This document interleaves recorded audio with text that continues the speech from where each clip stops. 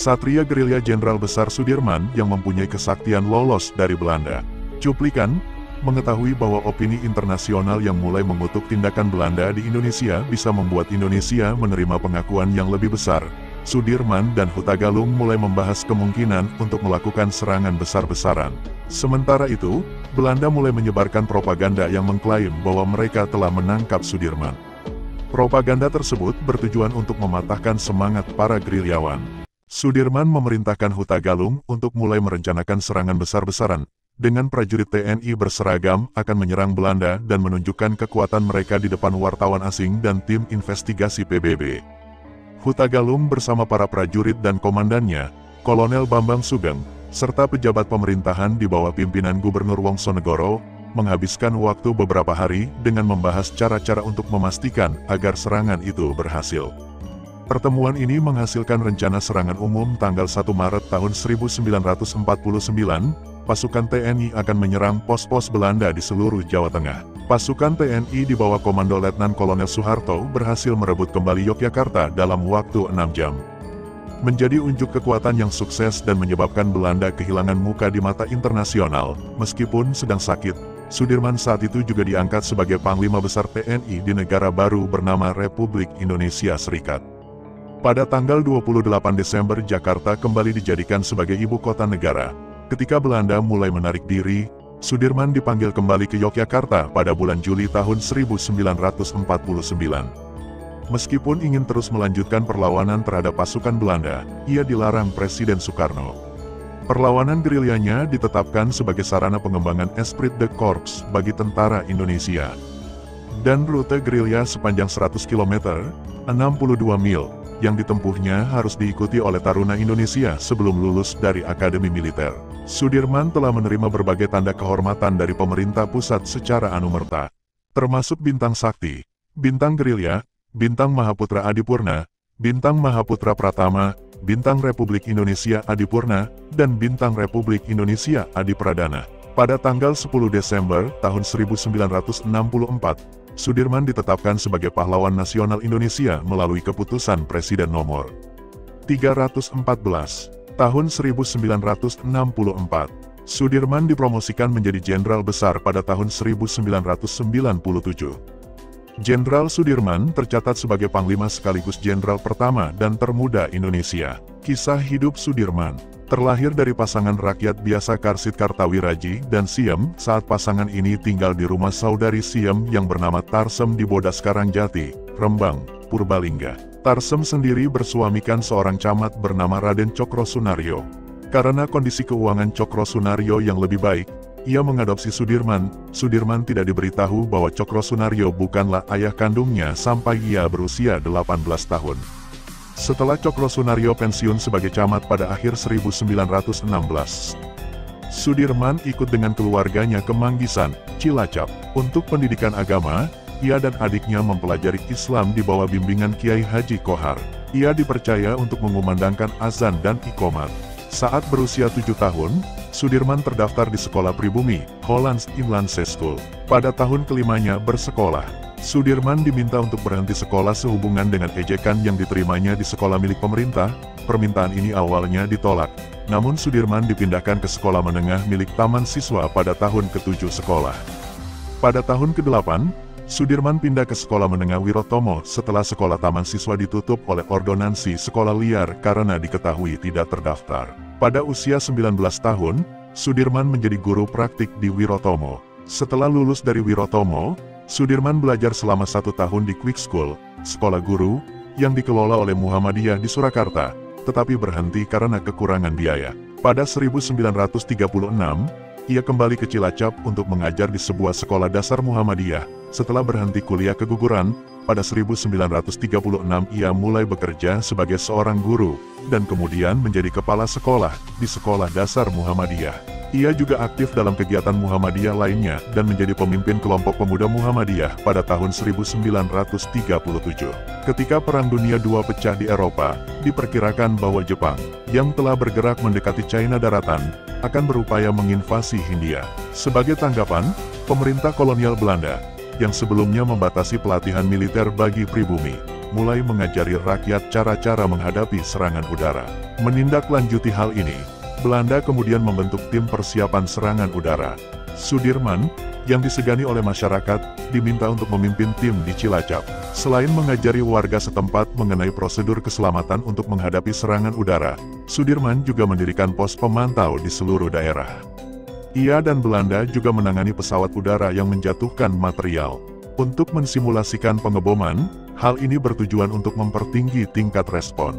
Jepang mulai menduduki Hindia pada awal 1942 setelah memenangkan beberapa pertempuran melawan pasukan Belanda dan tentara Koninklijk Nederlands Indische Leger, KNIL, yang dilatih oleh Belanda. Pada tanggal 9 Maret tahun 1942, Gubernur Jenderal Tjarda van Starkenborgh Stachouwer dan Jenderal KNIL Hein ter Poorten menyerah.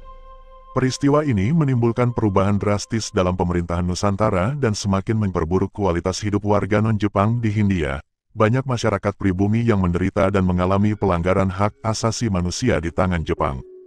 Di Cilacap, sekolah tempat Sudirman mengajar ditutup dan dialihfungsikan menjadi pos militer. Ini adalah bagian dari upaya pemerintah untuk menutup sekolah-sekolah swasta. Setelah Sudirman berhasil meyakinkan Jepang untuk membuka kembali sekolah, ia dan guru lainnya terpaksa menggunakan perlengkapan standar. Pada awal 1944, setelah menjabat selama 1 tahun sebagai perwakilan di Dewan Karesidenan yang dijalankan oleh Jepang, Shu Sangikai, Sudirman diminta untuk bergabung dengan Tentara Pembela Tanah Air, PETA. Jepang sendiri mendirikan PETA pada Oktober tahun 1943 untuk membantu menghalau invasi sekutu, dan berfokus dalam merekrut para pemuda yang belum terkontaminasi oleh Belanda. Sudirman dijadikan sebagai komandan, Daidanko, dan dilatih bersama orang lain dengan pangkat yang sama. Di Bogor, ia dilatih oleh para perwira dan tentara Jepang. Para taruna dipersenjatai dengan peralatan yang disita dari Belanda. Setelah 4 bulan pelatihan, Sudirman ditempatkan di Batalion Kroya, Banyumas, Jawa Tengah, tidak jauh dari Cilacap. Jabatan Sudirman sebagai komandan PETA berlalu tanpa banyak peristiwa hingga tanggal 21 April tahun 1945. Ketika tentara PETA di bawah komando Kusaeri mulai melancarkan pemberontakan terhadap Jepang, diperintahkan untuk menghentikan pemberontakan tersebut. Sudirman setuju untuk melakukannya dengan syarat agar pemberontak PETA tidak dibunuh dan lokasi persembunyian mereka tidak dimusnahkan. Syarat ini diterima oleh komandan Jepang, dan Sudirman beserta pasukannya mulai mencari para pemberontak. Kusaeri menyerah pada tanggal 25 April. Peristiwa ini meningkatkan dukungan terhadap Sudirman di kalangan tentara Jepang. Meskipun beberapa perwira tinggi Jepang menyatakan keprihatinannya atas dukungan Sudirman bagi kemerdekaan Indonesia. Sudirman dan anak buahnya kemudian dikirim ke sebuah kamp di Bogor dengan alasan akan dilatih. Namun sebenarnya mereka dipekerjakan sebagai pekerja kasar dalam upaya untuk mencegah pemberontakan lebih lanjut, dan mengatakan bahwa perwira PETA akan dibunuh. Setelah berita tentang pengeboman Hiroshima dan Nagasaki mencapai Hindia pada awal Agustus tahun 1945, yang kemudian diikuti oleh proklamasi kemerdekaan Indonesia pada tanggal 17 Agustus. Pada tanggal 22 Agustus tahun 1945, Panitia Persiapan Kemerdekaan Indonesia, PPKI, dalam sidangnya memutuskan untuk membentuk 3 badan sebagai wadah untuk menyalurkan potensi perjuangan rakyat. Badan tersebut adalah Komite Nasional Indonesia, KNI, Partai Nasional Indonesia, PNI, dan Badan Keamanan Rakyat, BKR. BKR merupakan bagian dari Badan Penolong Keluarga Korban Perang, BPKKP, yang semula bernama Badan Pembantu Prajurit, dan kemudian menjadi Badan Pembantu Pembelaan, BPP. BPP sudah ada sejak zaman Jepang dan bertugas memelihara kesejahteraan anggota-anggota tentara PETA dan Heiho. Pada tanggal 18 Agustus tahun 1945, Jepang membubarkan PETA dan Heiho. Tugas untuk menampung mantan anggota PETA dan Heiho ditangani oleh BPKKP. Pembentukan BKR merupakan perubahan dari hasil sidang PPKI pada tanggal 19 Agustus tahun 1945 yang telah memutuskan untuk membentuk Tentara Kebangsaan, yang diumumkan oleh Presiden Soekarno pada tanggal 23 Agustus tahun 1945. Sebagai negara yang baru merdeka dan belum memiliki militer yang profesional, pada tanggal 5 Oktober tahun 1945. Soekarno mengeluarkan dekrit pembentukan Tentara Keamanan Rakyat, TKR, sekarang dikenal dengan Tentara Nasional Indonesia. Sebagian besar personelnya adalah mantan tentara KNIL, sedangkan perwira tinggi berasal dari Peta dan Heiho. Dekrit mengangkat Supriyadi sebagai Panglima Besar TKR, namun ia tidak muncul. Dan Kepala Staf Letnan Jenderal Urip Sumoharjo ditetapkan sebagai pemimpin sementara. Pada bulan Oktober, pasukan Inggris yang bertugas melucuti senjata tentara Jepang dan memulangkan tawanan perang Belanda tiba di Semarang dan kemudian bergerak menuju Magelang. Ketika Inggris mulai mempersenjatai kembali tentara Belanda yang menjadi tawanan perang dan sepertinya sedang mempersiapkan sebuah pangkalan militer di Magelang. Sudirman yang sekarang menjadi kolonel mengirim beberapa pasukannya di bawah pimpinan Letnan Kolonel Isdiman untuk mengusir mereka. Misi ini berhasil, dan tentara Eropa menarik diri dari Ambarawa, di tengah-tengah Magelang dan Semarang. Pada tanggal 20 Oktober Sudirman membawai Divisi 5 setelah Urip membagi Pulau Jawa menjadi divisi militer yang berbeda. Tentara gabungan Belanda-Inggris telah mendarat di Jawa pada bulan September. Dan pertempuran besar telah terjadi di Surabaya pada akhir Oktober dan awal November. Sudirman kemudian memimpin divisi dalam serangan lain terhadap pasukan sekutu. Tentara Indonesia dipersenjatai dengan berbagai senjata, mulai dari bambu runcing dan katana sitaan sebagai senjata, sedangkan tentara Inggris dipersenjatai dengan peralatan modern. Sudirman memimpin di barisan depan sekutu, yang fasilitas serangan udaranya telah musnah saat tentara gerilya menyerang lapangan udara Kalibanteng di Semarang, berhasil dipukul mundur dan bersembunyi di Benteng Willem. Pada tanggal 12 Desember, Sudirman memimpin pengepungan 4 hari, yang menyebabkan pasukan sekutu mundur ke Semarang. Sementara itu, pemerintah Indonesia memindahkan pusat pemerintahan dari Jakarta, sekarang di bawah kontrol Belanda, ke Yogyakarta. Pada bulan Januari, delegasi yang dipimpin oleh Perdana Menteri Sultan Syahrir melakukan negosiasi dengan Belanda pada bulan April dan Mei terkait dengan pengakuan kedaulatan Indonesia, namun tidak berhasil. Pada tanggal 25 Mei Sudirman dikukuhkan kembali sebagai Panglima Besar setelah reorganisasi dan perluasan militer. Dalam upacara pengangkatannya, Sudirman bersumpah untuk melindungi Republik sampai titik darah penghabisan. Sementara itu, Syahrir terus berusaha bernegosiasi dengan pasukan sekutu. Pada tanggal 7 Oktober tahun 1946, Syahrir dan mantan Perdana Menteri Belanda, Wim Schermerhorn, sepakat untuk melakukan gencatan senjata. Perundingan ini dimoderatori oleh diplomat Inggris Lord Killern, dan juga melibatkan Sudirman. Namun, ia diperintahkan untuk kembali ke Yogyakarta setelah tentara Belanda tidak mengizinkan dirinya dan anak buahnya memasuki Jakarta dengan bersenjata. Sudirman merasa bahwa perintah tersebut melanggar harga dirinya. Belanda kemudian meminta maaf, menyatakan bahwa peristiwa ini hanyalah kesalahpahaman.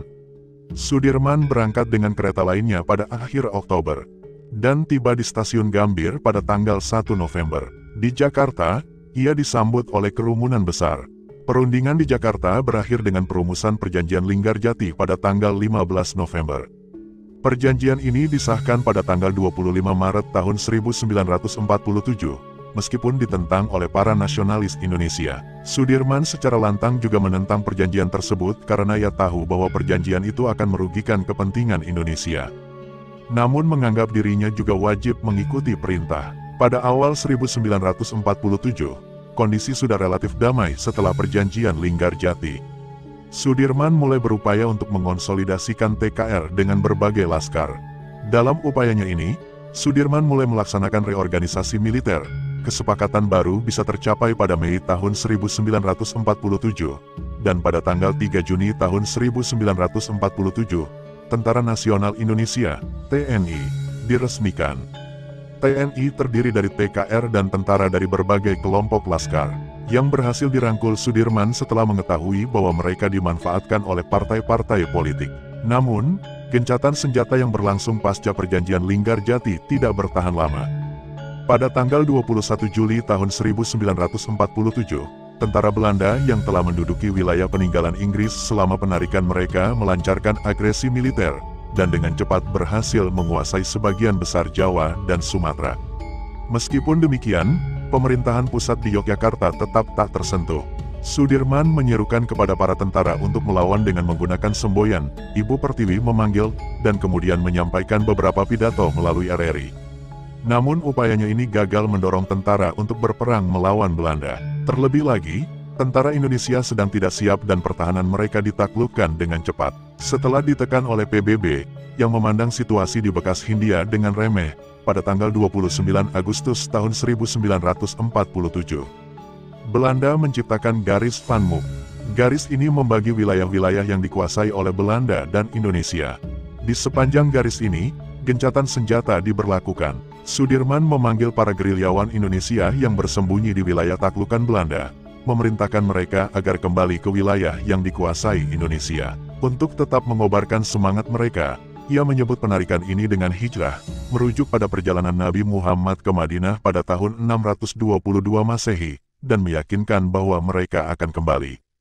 Lebih dari 35.000 tentara meninggalkan Jawa bagian barat dan berangkat menuju Yogyakarta dengan menggunakan kereta dan kapal laut. Perbatasan ini diresmikan melalui perjanjian Renville pada tanggal 17 Januari tahun 1948. Penandatangan perjanjian ini diantaranya adalah Amir Syarifuddin, yang pada saat itu menjabat sebagai Perdana Menteri. Pada saat yang bersamaan, Syarifuddin mulai merasionalisasi TNI, program RERA, dengan memangkas jumlah pasukan.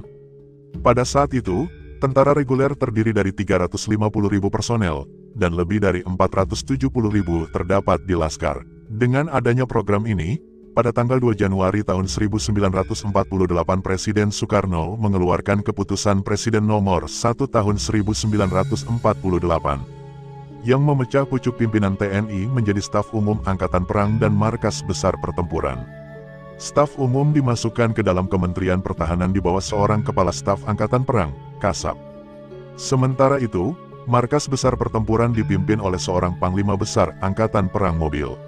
Pucuk pimpinan TNI dan staf gabungan Angkatan Perang beserta seluruh perwira militer dihapus, dan pangkatnya diturunkan satu tingkat. Presiden kemudian mengangkat Suryadi Suryadharma sebagai Kepala Staf Angkatan Perang dengan Kolonel T.B. Simatupang sebagai wakilnya. Sebagai Panglima Besar Angkatan Perang Mobil diangkat Sudirman. Staf Umum Angkatan Perang bertugas sebagai perencana taktik dan siasat serta berkoordinasi dengan Kementerian Pertahanan, sedangkan staf Markas Besar Angkatan Perang Mobil adalah pelaksana taktis operasional. Dalam penataannya, organisasi ini dibagi menjadi dua bagian.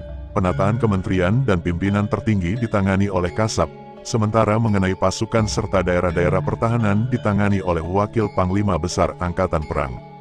Tak lama setelah itu, Syafruddin digulingkan dalam mosi tidak percaya atas keterlibatannya dalam perjanjian Renville, dan Perdana Menteri yang baru, Muhammad Hatta, berupaya untuk menerapkan program rasionalisasi.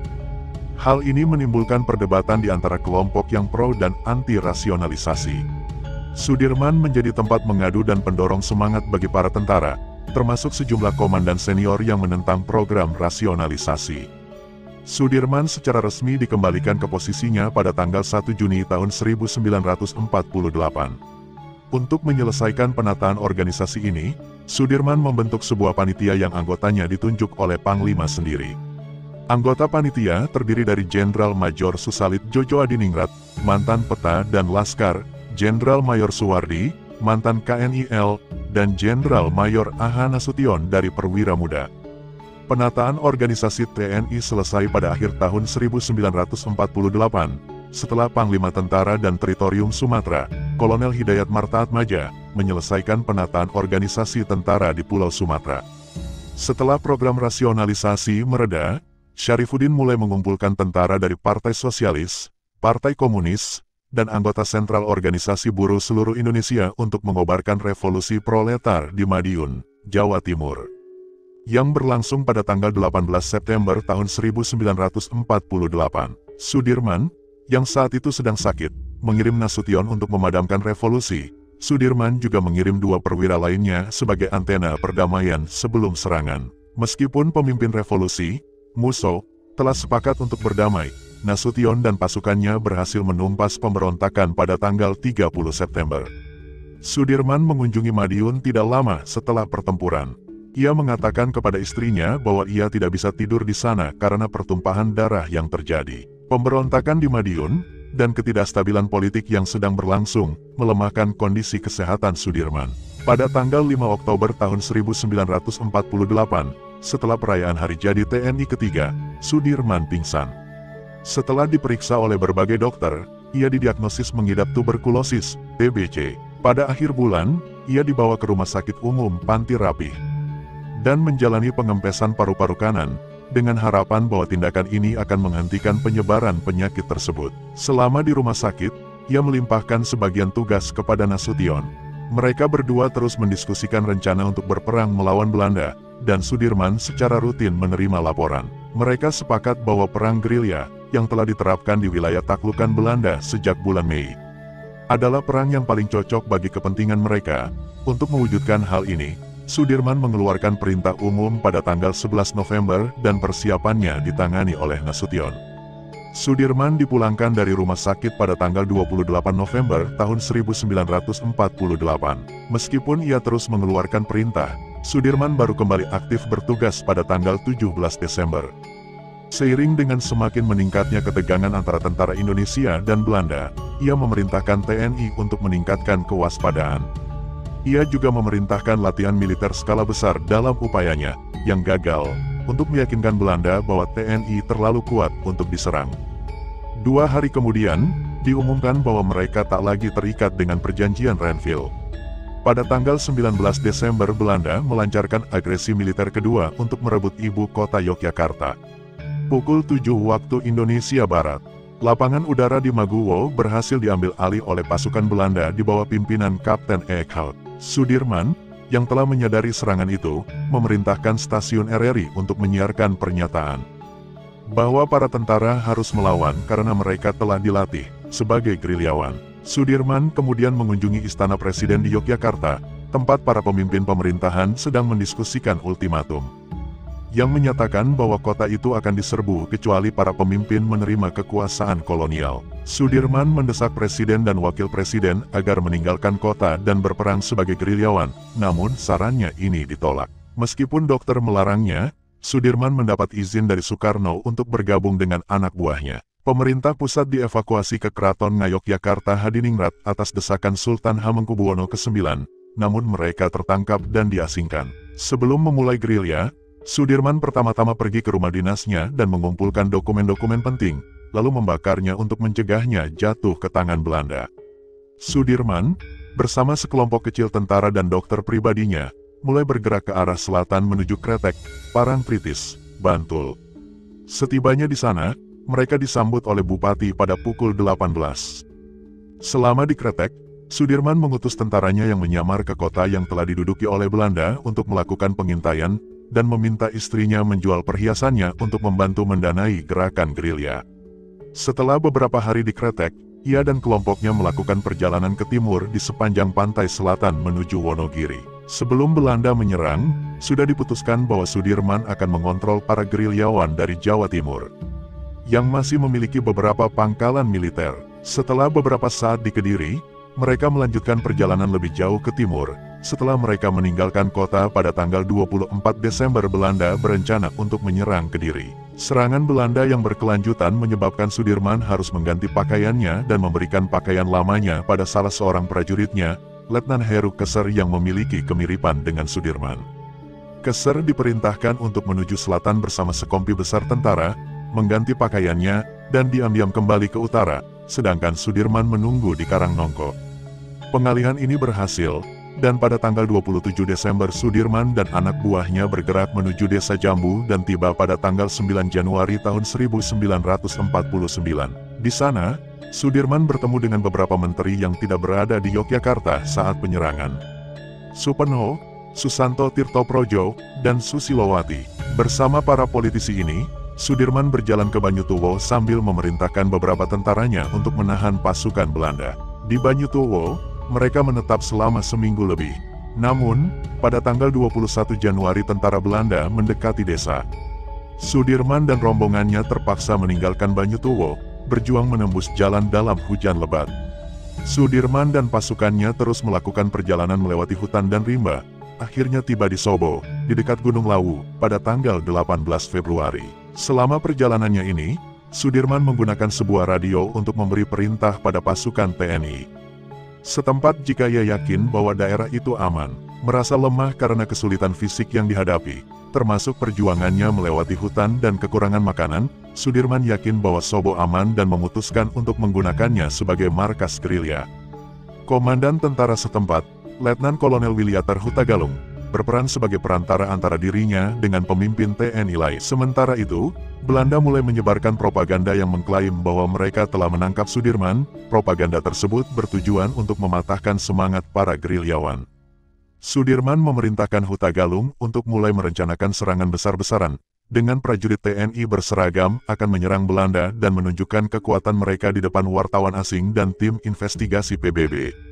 Pertemuan ini menghasilkan rencana serangan umum tanggal 1 Maret tahun 1949, pasukan TNI akan menyerang pos-pos Belanda di seluruh Jawa Tengah. Pasukan TNI di bawah komando Letnan Kolonel Soeharto berhasil merebut kembali Yogyakarta dalam waktu 6 jam. Menjadi unjuk kekuatan yang sukses dan menyebabkan Belanda kehilangan muka di mata internasional, karena semakin meningkatnya tekanan dari PBB. Pada tanggal 7 Mei tahun 1949 Indonesia dan Belanda menggelar perundingan, yang menghasilkan perjanjian Roem-Royen. Perjanjian ini menyatakan bahwa Belanda harus menarik pasukannya dari Yogyakarta. Beserta poin-poin lainnya, Belanda mulai menarik pasukannya pada akhir Juni, dan para pemimpin Indonesia dipengasingan kembali ke Yogyakarta pada awal Juli. Soekarno lalu memerintahkan Sudirman untuk kembali ke Yogyakarta, tetapi Sudirman menolak untuk membiarkan Belanda menarik diri tanpa perlawanan. Ia menganggap pasukan TNI pada saat itu sudah cukup kuat untuk mengalahkan pasukan Belanda. Meskipun ia dijanjikan akan diberi obat-obatan dan dukungan di Yogyakarta, Sudirman menolak untuk kembali ke kalangan politisi, yang menurutnya telah sepaham dengan Belanda. Sudirman baru setuju untuk kembali ke Yogyakarta setelah menerima sebuah surat, yang pengirimnya masih diperdebatkan. Pada tanggal 10 Juli Sudirman dan kelompoknya kembali ke Yogyakarta. Mereka disambut oleh ribuan warga sipil dan diterima dengan hangat oleh para elit politik di sana. Pada awal Agustus, Sudirman mendekati Soekarno dan memintanya untuk melanjutkan perang gerilya. Sudirman tidak percaya bahwa Belanda akan mematuhi perjanjian Roem-Royen, belajar dari kegagalan perjanjian sebelumnya. Soekarno tidak setuju, yang menjadi pukulan bagi Sudirman. Sudirman menyalahkan ketidakkonsistenan pemerintah sebagai penyebab penyakit tuberkulosisnya dan kematian Urip pada 1948. Ia mengancam akan mengundurkan diri dari jabatannya, namun Soekarno juga mengancam akan melakukan hal yang sama. Setelah ia berpikir bahwa pengunduran dirinya akan menyebabkan ketidakstabilan, Sudirman tetap menjabat, dan gencatan senjata di seluruh Jawa mulai diberlakukan pada tanggal 11 Agustus tahun 1949. Sudirman terus berjuang melawan TBC dengan melakukan pemeriksaan di Panti Rapih. Ia menginap di Panti Rapih menjelang akhir tahun, dan keluar pada bulan Oktober. Ia lalu dipindahkan ke sebuah sanatorium di dekat Pakem. Ia dipindahkan ke sebuah rumah di Magelang pada bulan Desember. Pada saat yang bersamaan, pemerintah Indonesia dan Belanda mengadakan konferensi panjang selama beberapa bulan yang berakhir dengan pengakuan Belanda atas kedaulatan Indonesia. Pada tanggal 27 Desember tahun 1949, meskipun sedang sakit, Sudirman saat itu juga diangkat sebagai Panglima Besar TNI di negara baru bernama Republik Indonesia Serikat. Pada tanggal 28 Desember Jakarta kembali dijadikan sebagai ibu kota negara. Ketika Belanda mulai menarik diri, Sudirman dipanggil kembali ke Yogyakarta pada bulan Juli tahun 1949. Meskipun ingin terus melanjutkan perlawanan terhadap pasukan Belanda, ia dilarang oleh Presiden Soekarno. Penyakit TBC yang diidapnya kambuh, ia pensiun dan pindah ke Magelang. Sudirman wafat kurang lebih 1 bulan setelah Belanda mengakui kemerdekaan Indonesia.